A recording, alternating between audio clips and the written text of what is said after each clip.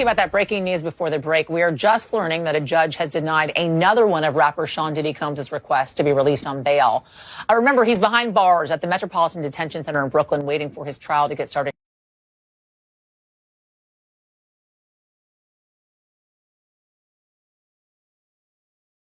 This for us. We were waiting for this decision. We got it in now. What do we know? All right. Well, it's 5 pages, and the takeaway here is that the judge is saying that no condition or combination of conditions will reasonably assure the safety of the community. And that was what New York prosecutors were saying. I was in court twice last week, and I listened to these prosecutors say that he was a danger to the community. And they showed that video, that surveillance video of him from 2016 brutally beating his then girlfriend, Cassie Ventura, saying that he has a propensity to violence, and that alone is a reason why we cannot agree to the proposed bail package. Now, his team had offered $50 million, a home of his in Miami as collateral, and they said that he would live in an apartment on Manhattan's Upper East Side, monitored by 24-hour security, that he would only talk to his attorneys, that he would only have, certain family members on a pre-approved list, and that, he would actually be under stricter conditions than he is at the jail in Brooklyn. But clearly, this is the third time. Yeah. This judge not buying it. What was Diddy like in court? You were there twice last week. What was his demeanor like? I mean, he was smiling on Friday, turned around and looked at his children. All of his children were there except for his infant child. His mother was there.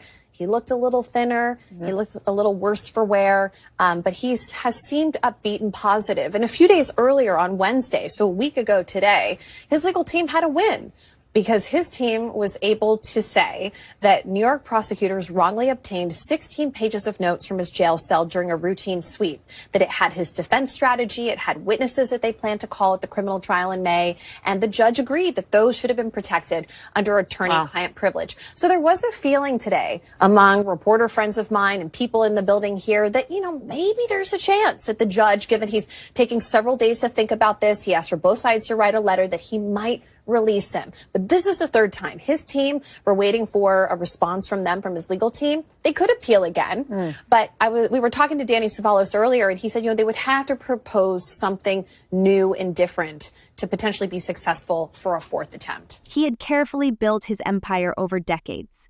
From the outside, it appeared that Diddy might still weather the storm. His reputation, wealth, and influence had made him nearly untouchable.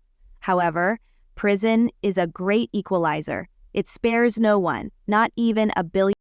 Tonight, we are hearing from Diddy for the first time since a disturbing video from 2016 surfaced showing the superstar violently assaulting his then-girlfriend. Shawn Combs says he's disgusted by his own actions and not asking for forgiveness. Adrian Broadus has more, with a warning that some of what you're about to see is hard to watch. I'm so sorry. Tonight, a 67-second apology from Shawn Combs. But I make no excuses. My behavior on that video is inexcusable. Diddy publicly denied all the allegations against him, but now? I was disgusted then when I did it. I'm disgusted now. I went and I sought out professional help. Ventura filed a lawsuit against Combs in November, stating that around March of 2016, at a former Intercontinental Hotel in Century City, Mr. Combs became extremely intoxicated and punched Miss Ventura in the face, giving her a black eye. It was settled less than 24 hours later. Today, Ventura's attorney responding, Combs' most recent statement is more about himself than the many people he has hurt. It's an admission likely without a lot of consequence. Could this video mean anything for future cases? If Diddy is sued civilly or prosecuted for other crimes, then it might be possible to get these videos into evidence. The LA District Attorney says the case is outside the statute of limitations. I'm committed to be a better man each and every day.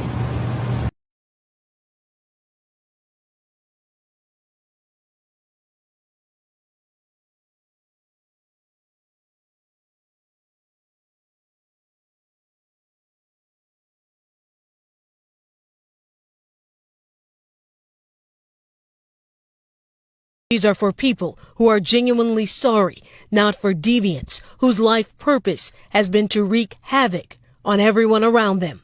Adrian Broadus, NBC News. And conceal his conduct. He is not the first high-profile inmate to pass through these walls. Ghislaine Maxwell, R. Kelly, Pharma Bro Martin Shkreli, and crypto fraudster Sam Bankman-Fried, all as they waited for their federal criminal trials, called this jail home. But the conditions of the prison are far from homey, notoriously described as, quote, dreadful, as one judge put it. Some on the bench have even moved away from sending nonviolent defendants. 3 years alone, 4 inmates have died by suicide. And violence is not the only issue. Accusations of medical neglect, staffing shortages, smuggling of drugs, some allegedly facilitated by employees. At least 6 staff members charged with crimes in the last 5 years, according to the AP. Some accused of accepting bribes and providing contraband. I've had clients describe MDC as hell, as the worst conditions they've been in. Lance A. Clark is a federal defense attorney who's been there many times. Now, if the government is going to mandate that they are responsible for your well-being, they have to ensure the safety of your well-being. Occupy the streets until they get heat. In the winter of 2019, protests over a power outage left inmates without light or heat for a week in the cold. I understand how cold it must be in those cells, and not to have any electricity, any lights, and to not be able to communicate with your family is just inhumane. The prison has about 1,200 detainees and is the only federal prison in the nation's largest city. Let's rewind for a moment to understand how Diddy, a figure larger than life, ended up in prison in the first place. His arrest, tied to allegations of serious misconduct, shocked fans and critics alike. Those individuals allegedly included high-ranking supervisors in the business,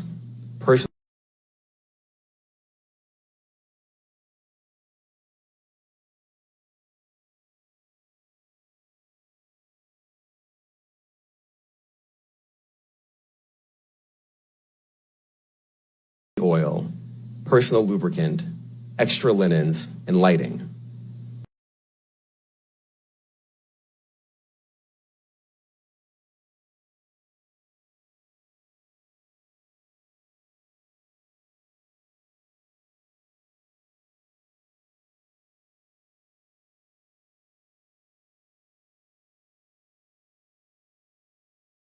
March 2016 incident at the LA hotel that I mentioned earlier, a member of the hotel security staff intervened, and Combs attempted to bribe the staff member with a stack of cash to make sure that what happened was kept quiet.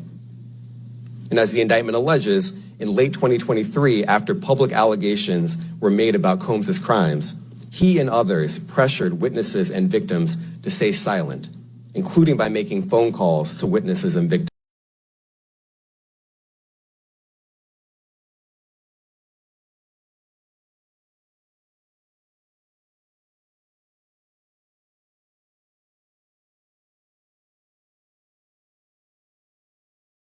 Who had attempted to flee.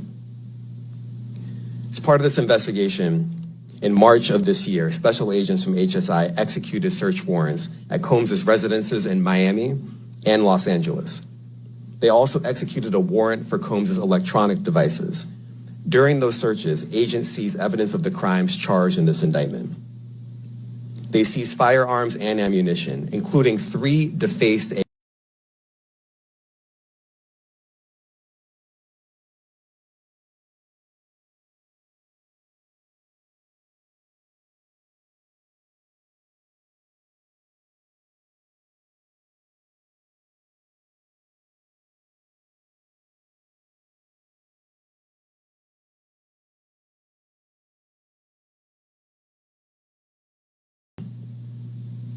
Here are some of the items that we recovered during the searches.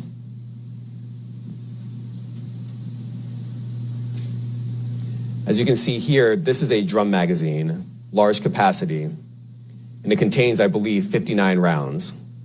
I mentioned as well we recovered 3 AR-15s. This is a close-up shot of one of the AR-15s, and you can see right here the serial number has been thoroughly defaced. Another picture of more ammunition and parts of 2 AR-15s right there. Now, I want to be clear.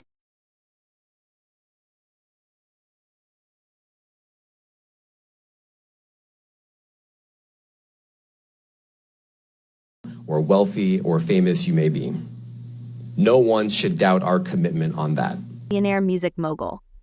Now, Diddy finds himself behind bars, facing a monumental shift in his life. A magistrate judge denied him bail, stating that there were no conditions under which she could confidently believe he would appear for future court appearances. Music mogul Shawn Diddy Combs back behind bars, a magistrate judge denying him bail, saying that there were no conditions that she could conceive of that would make her confident that he would appear again for other court appearances. The judge saying, "My concern is this is a crime that happens behind closed doors." Diddy's lawyers had argued that he had made good faith efforts by showing up in New York, ready to surrender to face these charges, but prosecutors said that he could not be trusted, that he has a history of trying to intimidate witnesses, including some who are going to be witnesses in this case. They urged the judge to remand him. She did. And when the judge did, Diddy, who was sitting at the defense table with his attorneys, did not show any signs of emotion. He took a sip of water before he was led out of the courtroom by the U.S. Marshals. Now, his lawyers have vowed to fight this. They are going to be back in court on Wednesday before the judge who will oversee this trial and try to get Diddy to be released. So the judge declared denial of service and probation and reducing Diddy's conviction by 2/3 of the sentences. The judge expressed, "My concern is that this is a crime that happens behind closed doors." Despite Diddy's lawyer's argument that he had shown good faith efforts, specifically by appearing in New York ready to surrender and face the charges, prosecutors presented a different narrative. They argued that Diddy could not be trusted to comply with the court's demands, citing his history. Hip-hop mogul Shawn Diddy Combs will try for the third time to get bail today while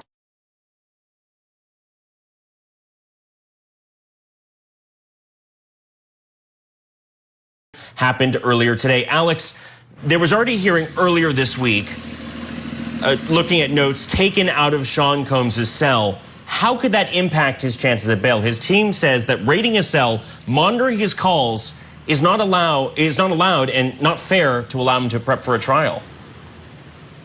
You know, it'll be interesting to see if this ends up happening. We just got out of this hearing nearly 2 hours long, and they only talked about these notes at the very beginning. They discussed essentially whether or not they said the word legal on them, and there was a bit of a discrepancy from the defense. Essentially, they backtracked on this even just a little bit. Essentially, he has these binders, legal pads that, according to the photographs from the raid on his cell, did not say the word legal. All of a sudden, now they do. And the defense couldn't exactly say when the word legal was written. And that matters because if it said legal on any of these notes, that is part of attorney-client privilege. Those are things that should not have been taken out of his cell. So there is a big question about that. But Nate, the bigger issue here now is he going to get out? As of tonight, he is still going back to his jail cell. But next week, we will know whether or not he is going to be able to get out until his trial. So the big discussion here, according to the government, is can they trust him?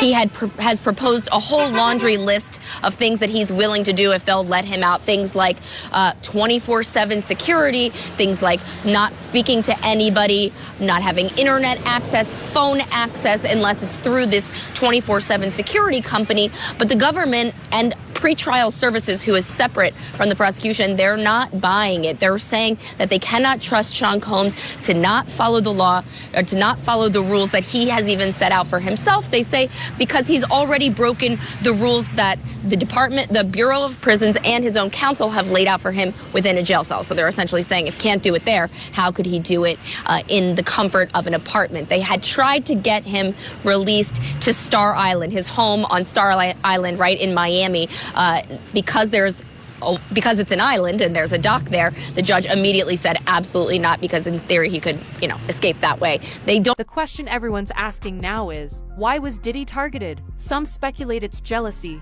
After all, a man of his stature entering the prison system is bound to attract attention, both good and bad. Others think it's a matter of power dynamics. Perhaps Diddy tried to assert himself in a way that didn't sit well with others. Whatever the reason, one thing is clear. The once untouchable mogul is now vulnerable, exposed, and pleading for some semblance of peace. a flight risk, but that is a concern. So what his defense team has now proposed instead is bringing him to an Upper East Side apartment, a 3-bedroom apartment where they say they would have 2 security guards inside of his apartment at all times, 1 downstairs. Again, the judge has not really said whether or not he is keen on this. He didn't really disclose if he's leaning one way or another, but he did ask a lot of questions about what that would look like. Again, the government not buying it, as well as pretrial services, which is the organization, the department that would have to make sure that everything was on the up and up. Yeah, Alex, I wonder also, whether there was discussion of that now infamous video back from 2016 of Combs beating his girlfriend at the time, Cassie, the entertainer. Did that get discussed at all in the hearing today? It did, because the defense is saying that the prosecution basically took the video that CNN originally published and gave it to the judge in that exact form, which is that it was edited down and they say out of order. They say essentially that the video ends with Cassie being dragged back to the room. They say that's not how it happened. They say it's important to know that that is not how it happened. But according to the defense, they say, or according to the government rather, they say it doesn't really matter because what you can see is what happened there. Her getting beaten up.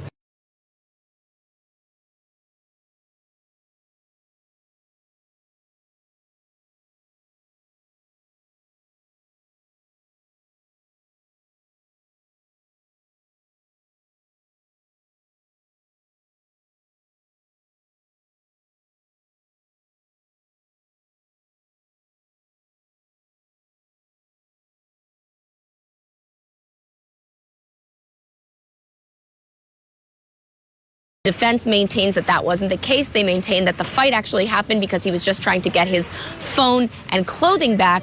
But even still, this video was even used today in the discussion about how violent they believe Shawn Combs is and why he cannot be released on bail. Yeah, Alex, I read about 90% politics all day long, but I mean, this is one of the stories that, breaks through, especially coming from the entertainment industry. Such a big entertainer for such a long time. Safe to say that this story not going anywhere anytime soon. National correspondent Alex Miller live in New York. Thanks for the insight. Of attempting to intimidate witnesses, including some who would testify in the current case. In response to these concerns, the prosecutors urged the judge to remand him without bail. The judge agreed and made her decision clear. When the judge made her ruling, Diddy, who had been sitting calmly at the defense table with his attorneys, showed no visible signs of emotion. Well, Shawn Combs still behind bars as we speak after a judge denied his request for bail a second time. And the place where he's locked up now getting a lot of attention. The Metropolitan Detention Center, the only federal jail in New York City, is known for violence, poor conditions, and a string of celebrity detainees. And Diddy's attorneys want him out. NBC News' Yasmin Youssian has more.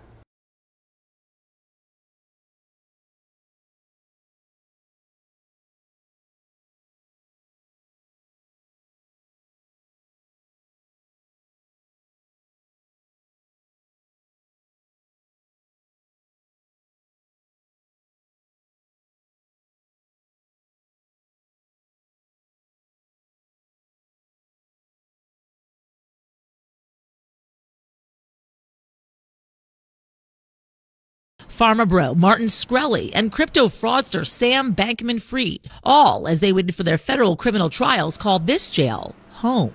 But the conditions of the prison are far from homey, notoriously described as, quote, dreadful, as one judge put it.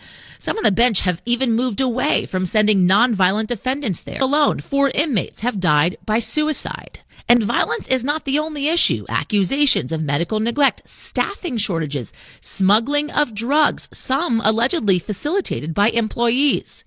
At least 6 staff members charged with crimes in the last 5 years, according to the AP. Some accused of accepting bribes and providing contraband. I've had clients describe NBC as hell, as the worst conditions they've been in. Lance A. Clark is a federal defense attorney who's been there many times. Now, Instead, the government... He took a sip of water and then quietly stood up as U.S. Marshals led him out of the courtroom, ready to be escorted back to prison.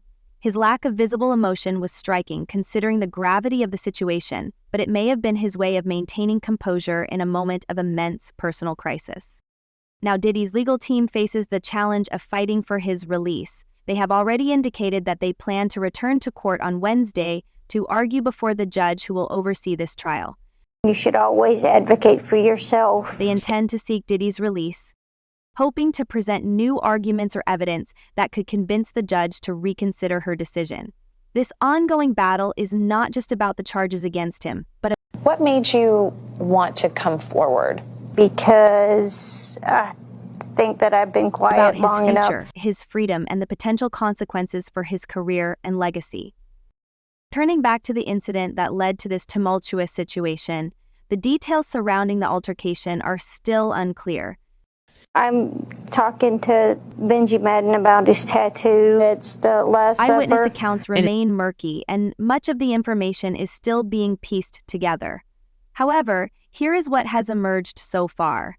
The incident began as a heated argument between Diddy and a group of inmates. We rode home in silence. She didn't ask me what happened. What started as verbal altercations quickly escalated into shoves, and before anyone could intervene, fists were flying. The situation rapidly spiraled out of control. The aftermath was chaotic and brutal. Diddy reportedly sustained multiple injuries in the altercation and had to be escorted to the prison infirmary for treatment. What makes the situation even more jaw-dropping is the sheer audacity of it all. Diddy is not just any inmate. He is a high-profile public figure with influence that extends. Is any part of you scared coming out against such powerful people? I'm scared of what could happen, but I'm more afraid of letting it eat me alive from the inside out. Chloe Malas, NBC News. Far beyond the prison walls. His status and wealth make him an outlier in the prison system, and the fact that this altercation occurred despite his prominent position speaks to the harsh realities of incarceration. This is Michael Moore. Michael's with me now. Let's just deal with the, if you will, the logistics before we turn to the gravamen.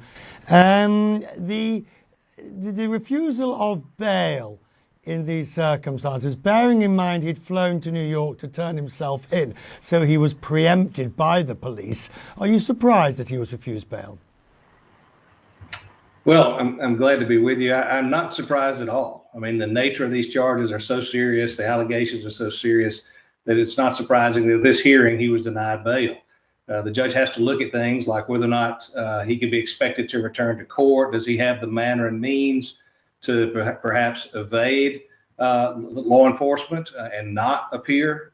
Is he a flight risk, in other words? And so I think at this point, the judge has decided that the fact that he was doing these acts in secret did not obviously lend much to his statements that he will be open and available. So I'm not surprised at all. But again, we will see what the district judge now does since the case has been, or the decision has been at least appealed up, whether or not there are some terms of bail that might make the court comfortable that he will show up for court.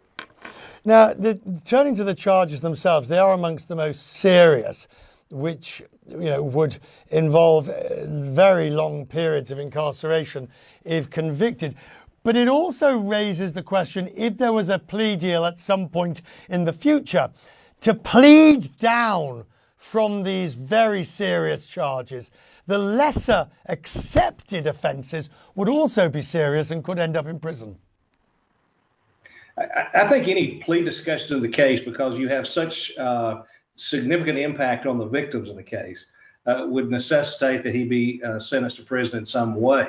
I just don't think that a judge would take and place him on probation or some type of house arrest, given the allegations that were made, no matter what the plea discussions were. And remember, the prosecution and a defendant can negotiate a plea amongst themselves, but a court has the decision finally on whether or not to accept that recommendation, and ultimately has the authority to make a decision about whether or not a prison sentence is appropriate. We operate under the federal sentencing guidelines. Those give the judge some parameters to consider, things like whether or not somebody accepts responsibility, whether or not there have been an adverse impact on victims, whether or not there's been excessive fraud and deceit through the investigation of the case. Those things come into play as we talk about what might happen if there is a plea agreement that's ultimately reached. It's important to remember, besides obviously he's innocent until proven guilty at the moment, but it's also important to remember that not being a nice person, being an unnice person, if you will, is not a crime. They're going to have to prove the elements of the offences in these cases. Just because he might not be likable is not enough to get you locked up. Well, I mean, that's exactly Regardless of his status as a billionaire mogul, once behind bars, he is subject to the same rules and risks as anyone else. And yet, in that moment, none of his wealth, power, or influence seemed to matter. In the midst of all this, Diddy's legal team is gearing up for a third attempt at securing his release on bail. Today, they will argue once again before the court, hoping to convince the judge to grant the allegations, and he has a right to have his case tried in court, and the government has to prove that he's guilty beyond a reasonable doubt. The indictment, the allegations, we heard from the United States Attorney in New York, these are sordid details. They are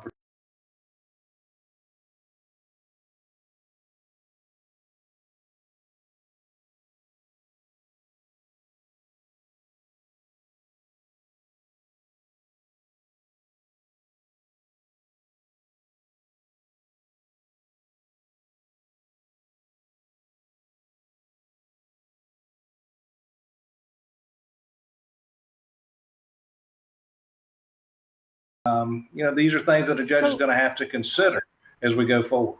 Finally, back to the logistics, if you will. He was prepared to turn himself in today, so we understand. The arrest removed from him the almost right to bail. Since I was going to turn myself in, I'm entitled to bail if I'd had turned myself in. By arresting him, the prosecution removed that possibility. Well, they certainly removed the argument for him to make that he had turned himself in. It's mighty hard to, when you fly into town on a jet and you're there to argue that there's no possible way you could be a flight risk. And that's one of the things the judge would consider. Another thing would be the nature of the charges, the allegations that were made. They spanned a long period of time. There were efforts to influence witnesses, it sounds like. At least that's been an allegation that has been made. These are all things that get put into that decision. The fact that he just would have turned himself in, that would have been in his favor. But there are so many other factors at play that it wouldn't have surprised me to see a court dig into those a little bit in making a decision whether bail would be appropriate. And at this stage, a judge has determined that bail is not appropriate. He has a right, and has done apparently so, to appeal that decision and have another hearing on it. At that time, his lawyers will have a chance to make these arguments about the efforts that he was making to cooperate and to get there. The term cooperation, frankly, sometimes gets to be a little loosey-goosey, depending on who's wanting to use the argument to their benefit. We'll talk more in the future. I'm grateful, sir. Thank you. Him the opportunity to await trial outside of prison. However, earlier today, another hearing took place, where the court reviewed notes taken from Shawn Diddy's cell. These notes, along with other details from his time in custody, could have a significant impact on his chances. The business empire he controlled to carry out criminal activity.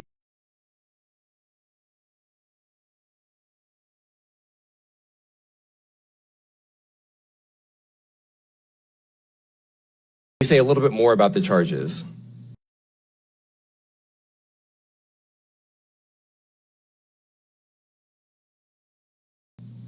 As alleged, Combs used force, threats of force, and coercion to cause victims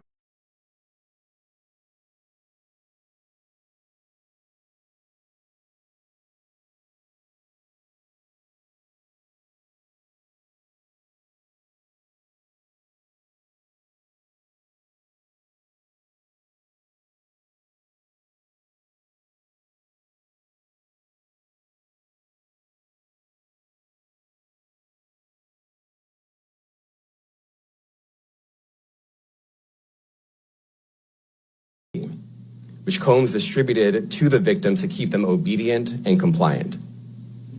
As alleged, when Combs didn't get his way, he was violent and he subjected victims to physical, emotional, so that they would participate, and that Combs hit, kicked, threw objects at, and dragged victims, at times by their hair.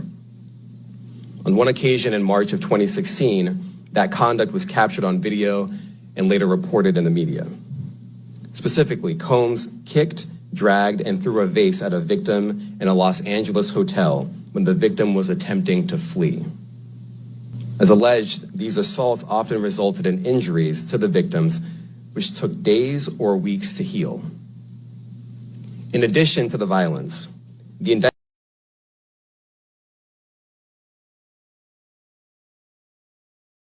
he used the embarrassing and sensitive recordings he made of the freak-offs as collateral against the victims. And the indictment alleges that he maintained control over the victims in several ways, including by giving them drugs, by giving and threatening to take away financial support or housing, by promising them career opportunities, by monitoring their whereabouts, and even by dictating their physical appearance. Because of all of this, the indictment alleges that the victims did not believe they could refuse Combs without risking their security or facing more abuse. The indictment also alleges other acts of violence undertaken by Combs.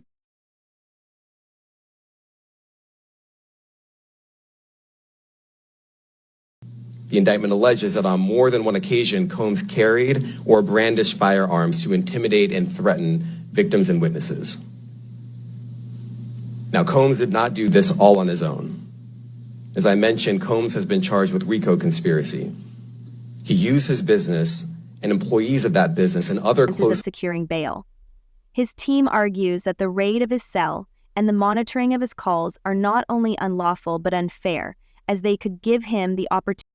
The A-list celebrities linked to Diddy and his alleged are trying to keep their identities private. That's according to Houston attorney Tony Busby. He says he's already privately settled some of the accused. That's after his firm sent out demand letters. Diddy is currently locked up and facing multiple charges, including 2 requests to be released. Diddy has been denied bail. His mother, Janice Combs, has spoken out for the first time since this arrest. She released a statement. It reads, "It is heartbreaking to see my son judged not for the truth, but for a narrative created out of lies. My son is not the monster they have painted him to be, and he deserves a chance to tell his side." Joining us to talk about it here on The Factor Uncensored tonight, we have defense attorney and former Harris County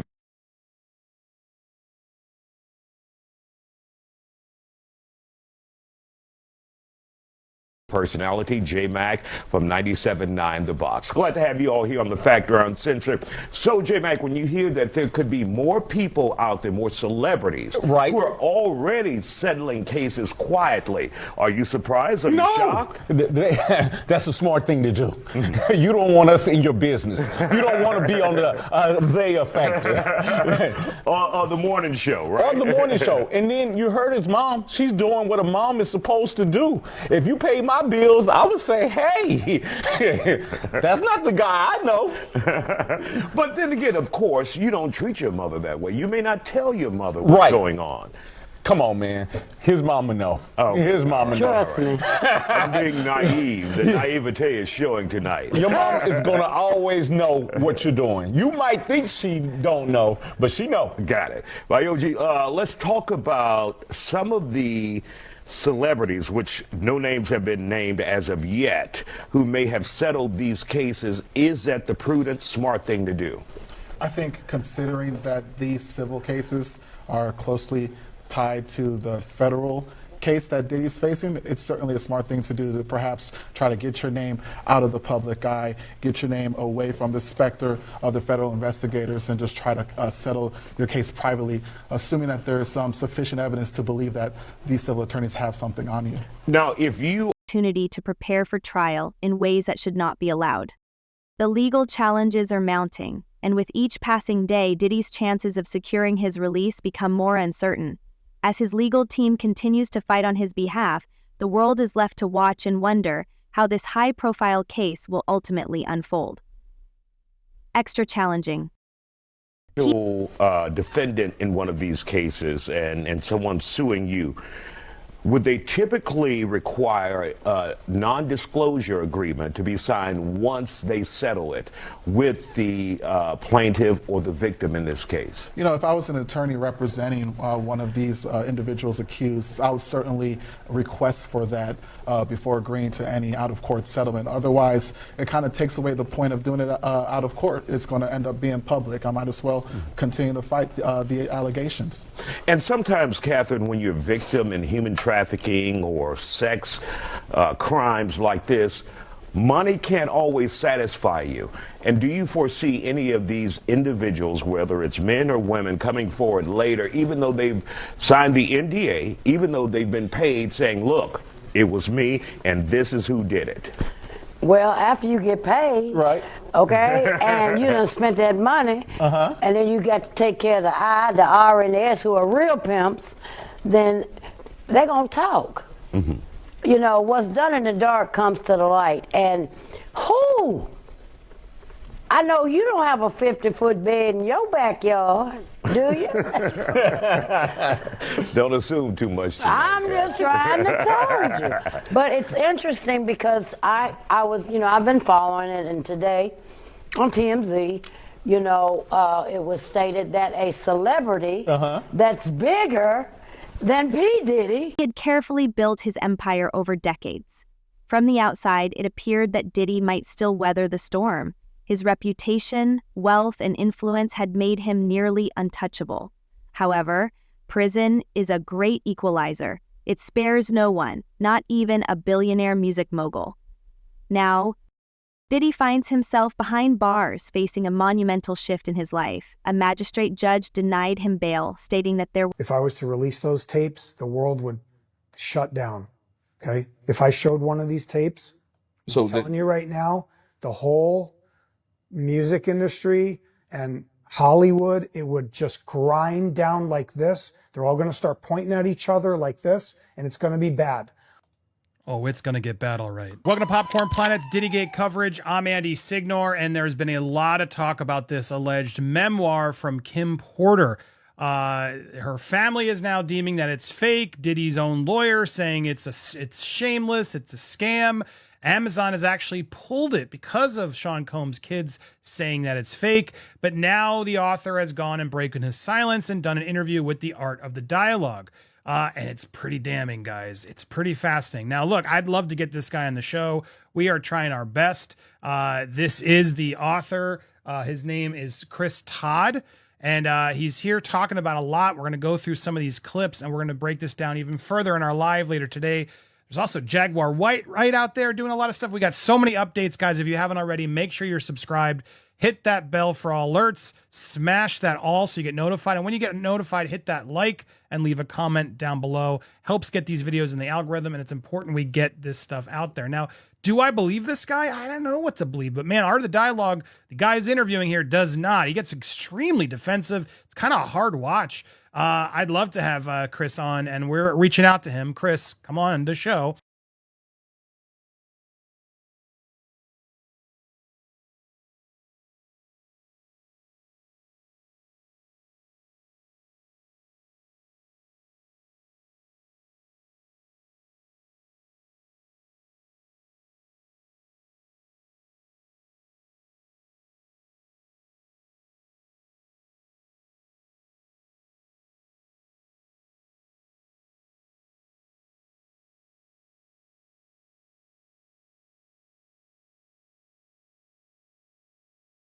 So I'm going by what she's saying. She's saying they do.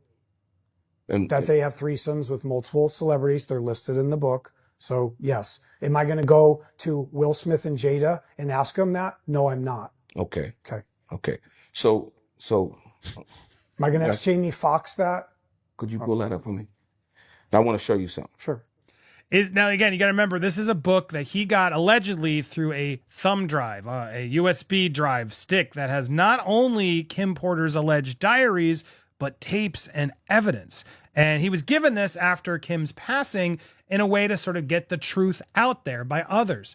That's ultimately what this is about. Now, this guy's written some other books, other crime stories, etc., and that's ultimately, I guess, why he was selected. It's still a little confusing to me, but here's some more. Will Smith coming up again. These are serious. What do you